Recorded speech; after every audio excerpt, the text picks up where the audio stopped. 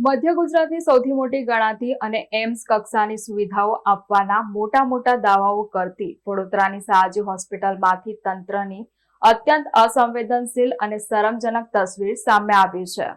વડોદરા શહેરની સયાજી હોસ્પિટલની શરમજનક બેદરકારી સામે આવી છે, જેમાં દાઝેલા બાળકને ગોદમાં લઈ માતા ભટકવા મજબૂર બન્યા છે। મધ્ય ગુજરાતની સૌથી મોટી ગણાતી અને એમ્સ કક્ષાની સુવિધાઓ આપવાના મોટા દાવાઓ કરતી વડોદરાની સયાજી હોસ્પિટલમાંથી તંત્રની અત્યંત અસંવેદનશીલ અને શરમજનક તસવીર સામે આવી છે। દર્દીઓની સુવિધાના બળાસો વચ્ચે હોસ્પિટલની ગંભીર બેદરકારીની પોલ ખુલ્લી પડી ગઈ છે। મળતી માહિતી મુજબ હોસ્પિટલમાં સારવાર અર્થે લાવવામાં આવેલા આશરે 4 થી 5 વર્ષના દાઝેલા નિર્દોષ બાળકને એક વોર્ડમાંથી બીજા વોર્ડમાં લઈ જવા માટે વ્હીલચેર કે સ્ટ્રેચર સુધીની પ્રાથમિક સુવિધા પણ મળી ન હતી। તંત્રની આ લાપરવાહીના કારણે લાચાર માતા પોતાના માસૂમ દાઝેલા બાળકને ગોદમાં ઉચકીને એકથી બીજા વોર્ડમાં ભટકવા મજબૂર બની હતી। એટલું જ નહીં, બાળકને શરીરે ચડી રહેલી ગ્લુકોઝની બોટલ પણ તેના પરિવારજનો ખુલ્લામાં હાથમાં પકડીને રઝળતા જોવા મળ્યા હતા। આ હૃદયદ્રાવક દ્રશ્યો સામે આવતા જ હોસ્પિટલના વહીવટી તંત્રની કામગીરી સામે